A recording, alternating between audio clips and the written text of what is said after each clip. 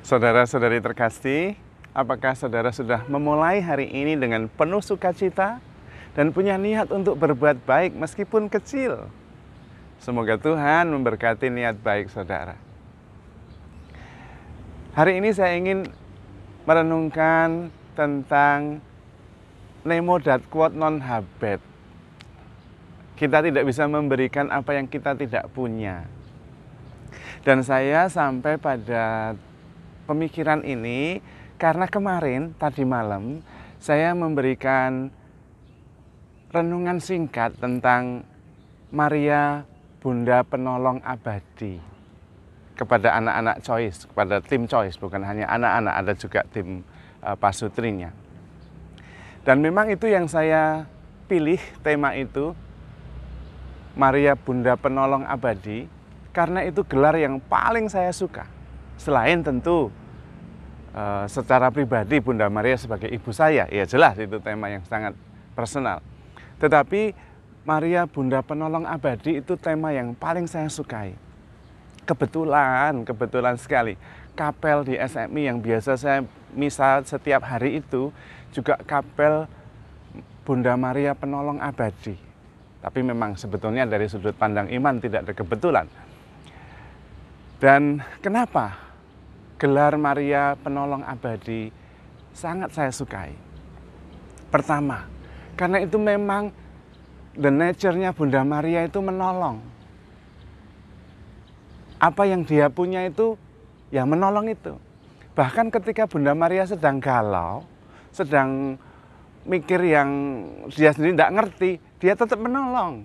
Nah itu, ya karena itu ingin saya renungkan lebih jauh hari ini.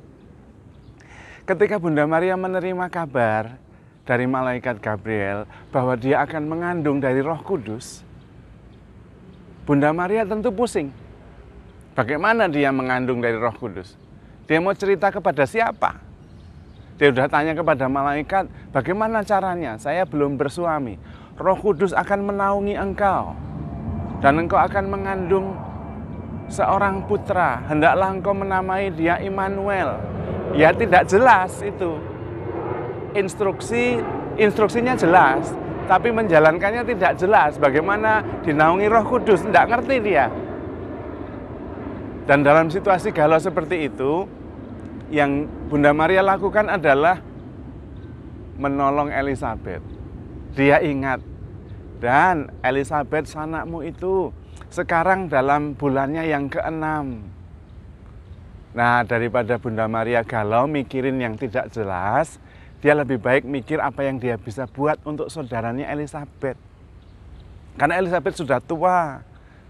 Zakaria juga sudah tua dan sekarang mengandung dalam usianya yang ke-6. Nah, pasti repot sekali itu. Siapa yang mau nyuci baju, siapa yang mau nyuci piring, siapa yang mau bersih-bersih rumah, siapa yang mau masak.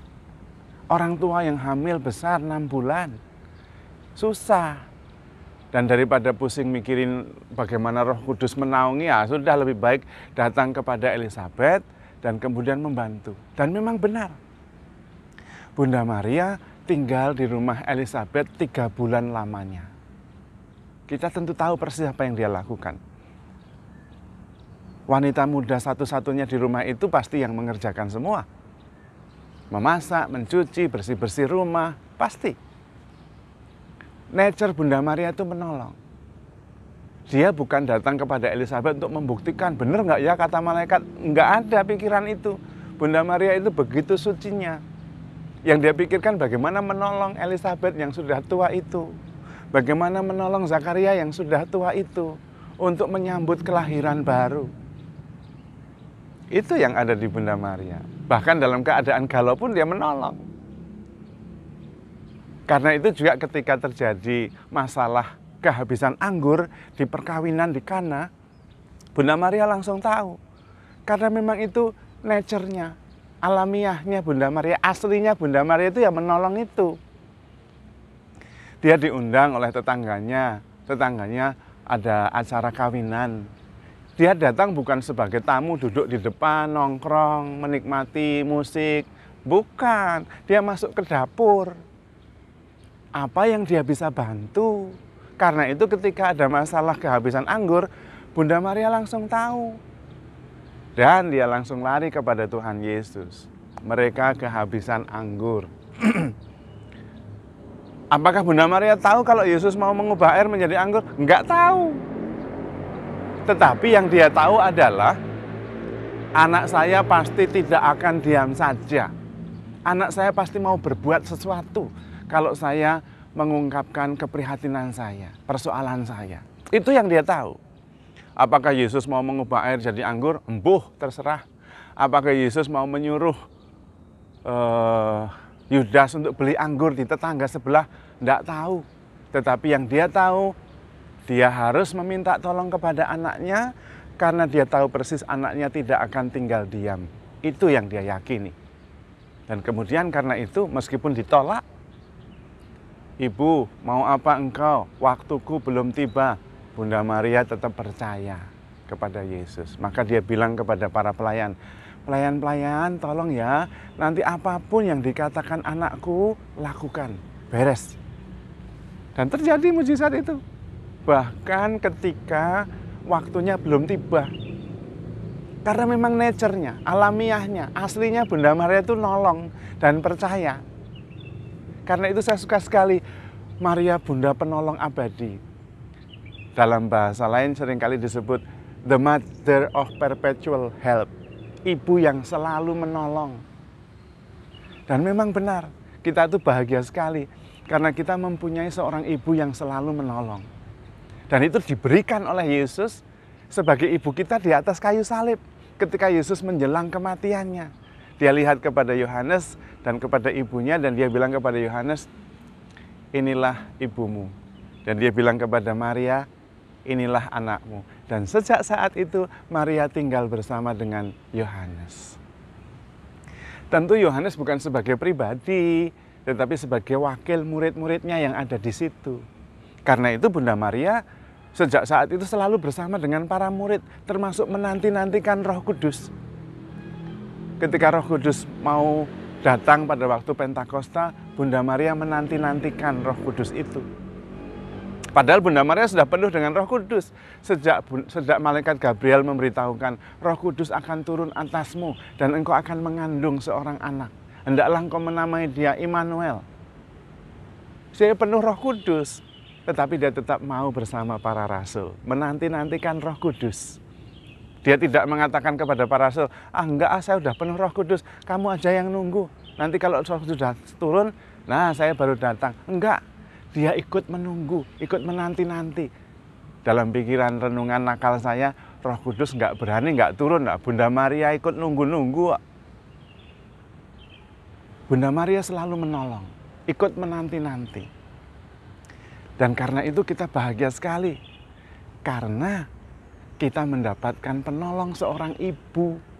Saya justru merenungkannya agak nakal sedikit. Kalau Yesus sebelum terangkat ke surga menantikan penolong,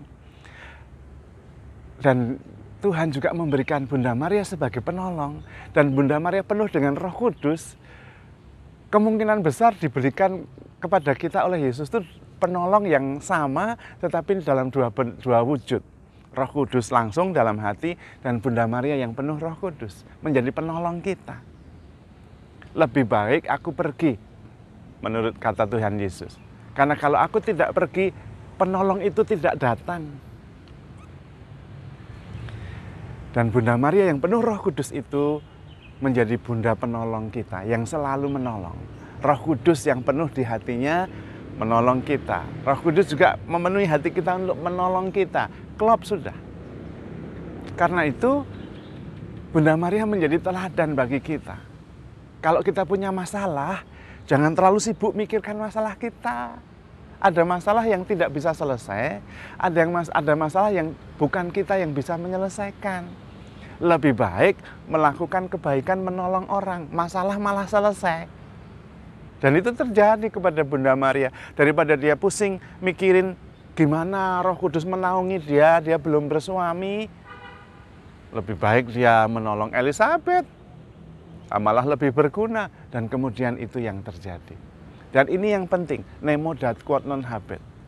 Bunda Maria itu Dalam galau yang mengeluarkan kebaikan, menolong orang. Dalam pesta perkawinan ya dia menolong orang.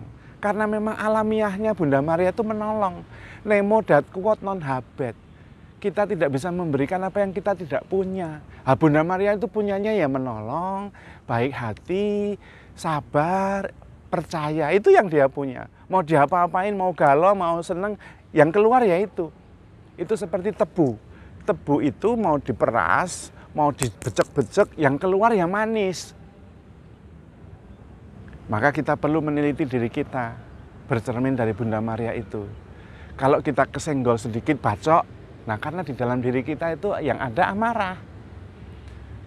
Kalau kita ditekan, kalau kita dihina, kalau kita direndahkan, dan kita tetap senyum-senyum saja, ya karena kita punyanya itu senyum, kebaikan hati. Nemo dat quod non habet. Maka penting kita meneliti diri kita sendiri. Kalau tersinggung sedikit terus emosi. Kalau ada masalah yang tidak sesuai dengan yang kita inginkan, ngambek. Kemungkinan besar yang ada di dalam diri kita ya memang ngambek sama emosi itu. Itu yang kita punya.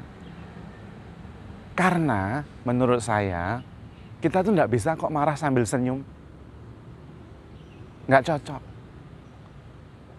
Biasanya marah itu ya sakit hati, itu temennya. Tersinggung, sakit hati, marah, iri, dengki, emosi itu temenan itu. Tetapi senyum, sabar, mengerti, mengalah, baik hati itu juga temennya. Kadang-kadang nggak bisa gabung. Ayo marah sambil senyum yuk, nggak bisa. Karena itu, kalau kita mengisi hati kita dengan kebaikan, nanti kebaikan yang lain juga ikut. Tapi Romo, kalau pikirannya kita sudah sering negatif, caranya gimana? Itu maksudnya loh Romo. Caranya gimana? Kalau ada pikiran negatif, supaya praktikal. Caranya adalah, kalau ada pikiran negatif, jangan ditolak, disadari saja, dikasih senyuman. Oh, saya lagi mikir negatif. Dipeluk pikiran negatif itu. Emosi kita itu dipeluk. Oh, saya lagi marah, kasih senyuman aja, dipeluk. Loh berarti kita setuju marah dong Romo, malah marah, pikiran negatif kok malah dipeluk tuh gimana? Itu akal budi. Sebetulnya yang terjadi kenyataannya adalah kita sedang mengganti. Karena pikiran dengan perasaan itu tidak sama. Ketika pikiran mulai, perasaan kadang-kadang kita ikut, tapi kalau kita bisa mengubah perasaan, pikiran yang akan ikut. Nah, ketika kita sedang memikirkan yang negatif, kita sedang mau mulai marah, mulai memikirkan sesuatu yang tidak baik, kemudian kita menyadarinya, dan kemudian memeluknya, kejahatan negatif itu berubah, karena hati kita itu sedang mengubah diri. Itu seperti cahaya menghalau kegelapan. Meskipun sebentar, cuman 1 detik, cahaya itu memancar, kegelapannya pergi. Maka itu caranya. Kalau lagi mulai pikiran mau tersinggung, mau marah, berhenti sebentar, non-reaktif, dan kemudian peluk saja. Yang ada kemudian adalah peluk, cinta, senyum, sabar, berubah. Gitu. Dan itulah yang dimiliki. Lama-lama kita kemudian memiliki kebaikan, kesabaran, kelembutan. Nanti ngomongnya juga enggak kenceng-kenceng banget.